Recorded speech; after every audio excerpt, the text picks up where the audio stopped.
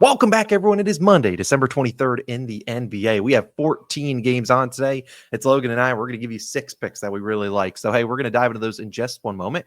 Yes, you see, I'm going to change the scenery. I'm at my in-laws. And speaking of in-laws, that's where Logan finds himself as well. So we are locked in and ready to go. But, Logan, we didn't have you yesterday. You were still recovering from Heat plus 3.5.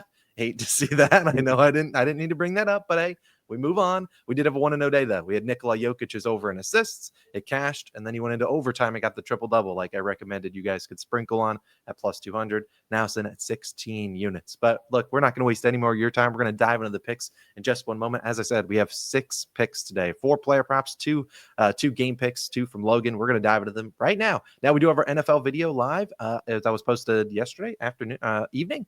Packers versus Saints. Yesterday, we had a 4-2 NFL day. Pretty solid. Hopefully, we can end this week with a 1-0 day. But let's dive into the picks. I'm not going to waste any more of your time. We're going to do a similar thing to how we did yesterday, where we had I showed some of my screen and showed different things, and I won't waste too much of your time. Here we go. First pick of the day, Victor Wembanyama. Give me his over 25.5 points plus assists. This is minus 120 on Bet365. You'll see our picks kind of scrolling down below at the bottom of the screen throughout the video so that we don't keep this bigger overlay up on the screen. So if you want to keep track, that's what we're doing. Now, Logan, let's dive in to this one, and I'll talk about Victor Wembanyama and why I really like his overs tonight. And if you look at, we got Logan here joining us. You're tough, Logan. You're here now.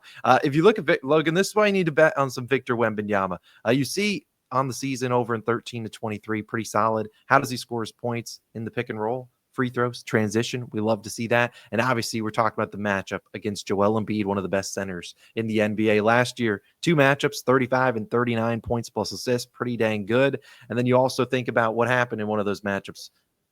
Wembanyama got a 70 burger dropped on him. Joel Embiid scored 70 points. Look, this is always a spot. I feel like when centers match up, the best centers in the world, they normally step up a little bit. And I just don't have a lot of faith in Embiid right now playing defense. So I really think this is a good spot to back Victor. I was just going to take his over in points, but he's been really coming on strong, and he can get those assists too, depending on how the Sixers want to defend him. If they don't want to put Joel Embiid on him, fine.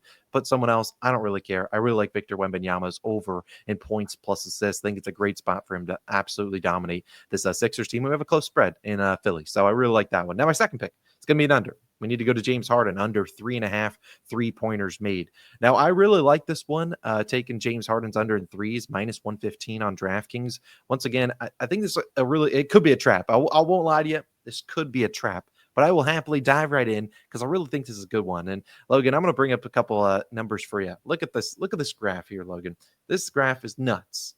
You look at James Harden, he's under in 23 of 27. He has absolutely stunk it up. And he's been missing a lot of his shots. Now, obviously, this is great, but we don't bet just based on hit rates. You look at how James Harden scores majority of his points, isolation, and we see this is a Grizzlies team ranked 4th in isolation. Now, another side I love to use is NBA advanced stats. Now, where does James Harden shoot majority of his threes? All in the pull-ups. So we have 6.8 attempted pull-up threes every single game. Well, unfortunate for him, the Grizzlies 4th fewest pull-up threes allowed per game. So again, I just don't see this as a great spot for James Harden to just get some open looks. Also, he's the number 1 guy on this team. We could see the Grizzlies throw some double teams at him. And ultimately, making 4 threes in an NBA game is not easy. Unless you're LaMelo Ball shooting 18 of them, then sure, maybe you'll make 4. But I just don't see James Harden getting that much volume. Maybe he gets 8 to 11 3-pointers, but he hasn't been shooting well in the pull-ups. And so I really like this under here for James Harden, under 3.5 made threes. I do feel like it could be a bit of a trap, but I'll take a chance on it. It's 4 threes is not an easy feat to make in the NBA. So those are my 2 favorite props of the day. I have 2 more, but I'm going to throw it to Logan for his favorite game pick of the day. He's got 2 of them. Logan, where are you rolling with your first one? Yeah, so you can see I'm wearing red for the Bulls today. I'm rolling with the Bulls on the money line. Plus 106 odds on FanDuel is your best value there right now. Now, I know, obviously, picking this so early in the morning like Austin and I are doing, there's a chance maybe later in the day this does shift a little bit more in our favor. It could be a better money line once Giannis and Dame are active. That's definitely a possibility. So CLV might not be on our side here, but these 2 teams have split the season series so far. This is the first home game for Chicago in the series, and I think they performed very well tonight. I think they exceed expectations. This game being priced as a pick'em, look, man, if Bucks is free, then I just read this game completely wrong. I just don't think it's going to be that way. Worth noting, too, the Bulls did already win Dame and Giannis both played, so it's not like them being in the lineup is going to be something the Bulls have never seen. Chicago has to defend the three if they're going to win this game, as Milwaukee enters shooting 41% over their last 3 games, from three. Very solid percentage for Milwaukee, but the Bulls are a tough defense against the three-pointer. On the season, they're third best in opponent three-point made percentage. I think they're really able to limit Milwaukee and shooting. They're shooting for three. If they limit that damage, I think they're going to have an ability to win this game, because the Bulls have shot well enough in both their matchups already against Milwaukee. If you look at Chicago, their last matchup, Milwaukee shot 55% from the field. If your opponent shoots 55% from the field, you're not going to win that game more often than not. And that's exactly what happened in their most recent matchup. I think they're going to be able to limit Milwaukee a little bit more from three. The Bucks are just 5-7 against the spread on the road this season. Again, the change of venue is what I'm banking on this one. Bucks are not necessarily the same team on the road. Give me the Bulls in the money line. Short the underdogs at home. I think they get the outright win. Austin, throwing it back to you, though.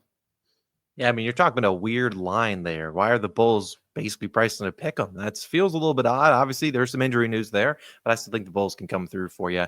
It comes down to, can they make their shots? And they got to make their threes tonight. Let's hope they can do it at home. Now, I have another prop for the people out there, and it's going to be an under. Another one. I know my last prop, I promise, will be an over. That's Jordan Poole under 20.5 points. Now, Logan had himself a fun time going through all the game picks today. There is a lot of double-digit spreads. I think out of the 14 games, 6 of them are in the double digits, and this is the biggest spread of them all, as the Wizards are on the road in OKC, an 18-point spread. I feel like we normally don't get those until like February. Nope, we got one in December, which is terrible for the product. But hey, we move on. Let's talk about why I'm fading Jordan Poole. Now, if you look at Jordan Poole, I won't pull up my screen anymore. We don't need Logan to be staring awkwardly at the camera. But if we look at Jordan Poole, he is over in 3 straight. But look at the teams he faced. We're talking about some pretty bad teams defensively, or at least good for him. Boston, Charlotte, and Milwaukee. 3 teams that basically beg you to have your number one guy go out there and destroy him. And that's what Boston does. They're like, you know what, fine. One guy can beat us. We're not letting the whole team beat us. Milwaukee, same thing. They got Brook Lopez and drop coverage. Now, and his reward for playing really well, he gets Lou Dort in the OKC Thunder, because I imagine Lou Dort will guard him defensively. If you look at Poole, he's under in 4 of his last 5 games against teams that are in the top 15 in terms of pick and roll defense. Again, he just faced 3 teams that are not in the top 15. Now, the Thunder, where do they rank in the top 15 in terms of pick and roll defense? They rank number 2. They're the second best pick and roll defense in the league, and the second best team in transition defense. That's where Poole scores 50% of his points per game. So he's going to have to find some other ways to get it done. You also look at where he scores the majority of his points. 56% come on above the break 3-pointers, where the Thunder rank first defensively. So last game, if you watch Jordan Poole's highlights, I encourage you to go check it out, because I saw he made 8 threes, and I was going back and I was looking at him like just to see if they were maybe switching up how he was scoring. No, it was a lot of just pick and roll, and he was just getting wide open threes. He also had somewhere, I think he shot one from like 35 feet, and it was just off one leg, and it was at the end of the shot clock, and it went in. So he couldn't miss last game. I'm willing to bet on that regression coming his way here. And also, even if it doesn't, this is one of the worst matchups for him too. There's blowout potential as well. I'll fade Jordan Poole here. I do have a ticket that's sitting in my bet slip for him to win most improved player. That was probably a donation. But again, if he wants to go off here, maybe improve those odds, I'll take it. But I'll take Jordan Poole under 20.5 points. But Logan, you got another pick for the people. It's a team total. Which team you fade in tonight?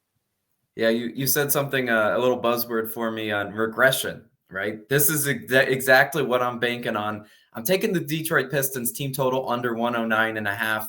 Minus 112 odds on FanDuel is your best value there. Now, again, regression is a hell of a thing to predict in the NBA.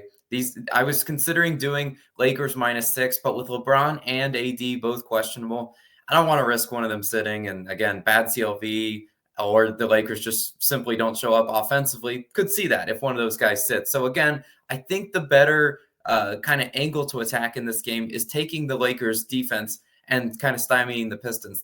This is just a fade against the Pistons offense, who's coming off a 133 to 125 win.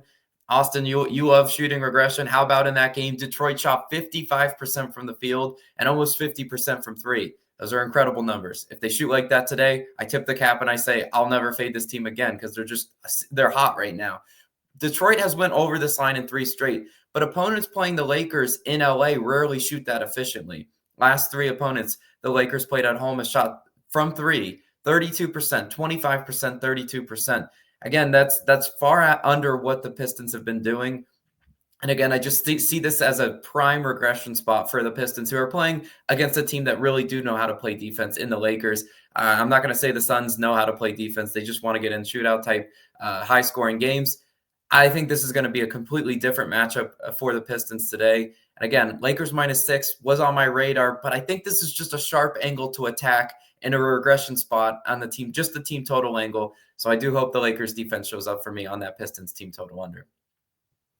Yeah, Logan, I love the pick. Let's hope they're already in Christmas spirit, as they don't play again until Sacramento. I'm curious what they're going to do. My guess, if they play today, they don't play till Thursday. They probably go home with all their families for Christmas and whatnot, and then they fly back out to Sacramento for Thursday. So hey, maybe they're already clocked out and they're ready to go. It wouldn't shock me at all. Let's dive in, and you know what? Maybe they're starting off strong, and then maybe they could put up an 8-point fourth quarter for us. That'd be pretty sweet. Never seen that before. But hey, let's dive into our final pick of the day. Michael Porter Jr. over 19.5 points plus rebounds, -125 on Bet365. Now, I was just going to take his over in points, which is 14.5. I see some value on the rebounds as well, given the matchup, and I really like the spot. Speaking of teams that don't play a lot of defense, Logan, who does Michael Porter Jr. play today?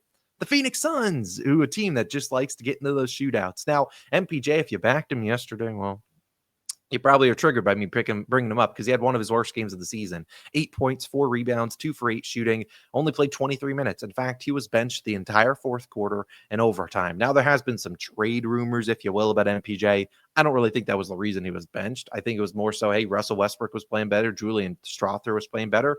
We'll give MPJ some minutes off. And that was kind of the case. But coming back home, not only would I be a guy like MPJ that is used to playing 30, 35 minutes, getting benched, I'd be a little bit annoyed. So I'll probably come in with a little bit more energy.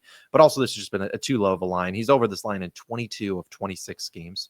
He faced Phoenix 3 times last year, was over in all 3. I will admit 2 of them did not include Jamal Murray. So the one game with Jamal, he had 20 points and 7 rebounds. And again, I like the points here. I like him to play pretty well at home. I like the rebounds because you think about this Suns team. Normally they have Devin Booker, Bradley Beal, Kevin Durant. Now they don't have D-Book. And so the offense has really just been really saturated on 2 guys. And it's really mostly Bradley Beal and Kevin Durant, obviously, who has a 31.5 points line. Well, who's going to guard Kevin Durant? It's not going to be Michael Porter Jr. It's going to be Aaron Gordon. So I look at if KD's shooting, who's probably Michael Porter Jr. guarding, I would guess Royce O'Neal. And Royce O'Neal, all he does is shoot threes. He doesn't attack the hoop. So it's just going to be him contesting those shots if Royce gets them, or playing weak side and grabbing some long rebounds. So I like the rebounds there. I like the points as well. And I also want to admit there's not a guarantee that the whole Nuggets starting lineup is active tonight. Yesterday they played and went into overtime. So you got Jamal Murray with like 41 minutes. Could they rest the guy today? Wouldn't shock me. They do play the Suns once again, this time in Phoenix on Christmas Day. So do you really want your guys playing 3 games in 4 days? I don't think so. I mean, it wouldn't shock me. I'm not banking on it, but it wouldn't shock me if I load up my Twitter and I see Aaron Gordon suddenly now questionable, Jamal Murray now questionable. Wouldn't shock me. So again, I think we'll get some good CLV if that's the case. I'm not banking on it, but just a reason I do like this even more. So I like Michael Porter Jr. over 19.5 points plus rebounds, our 6th and final play of the day. Hopefully you saw them all scrolling down below at the bottom. It is Austin and Logan. We are signing out. We won't have a video tomorrow. We might have one, but we don't have any NBA games on tomorrow. So we will probably post our Christmas Day video sometime tomorrow evening, if I were to guess. But either way, hope you guys have a Merry Christmas. We'll see you guys back for our Christmas Day edition for NBA best bets, and we will have probably a long shot parlay that we'll be able to sweat the whole day Christmas Day. Just don't tell your family. Either way, you guys have a great day. We'll see you guys back in the next one. Apologies that we're a little bit different sort of video, but hey, hopefully you guys enjoyed, and we'll see you guys back in the next one. Peace.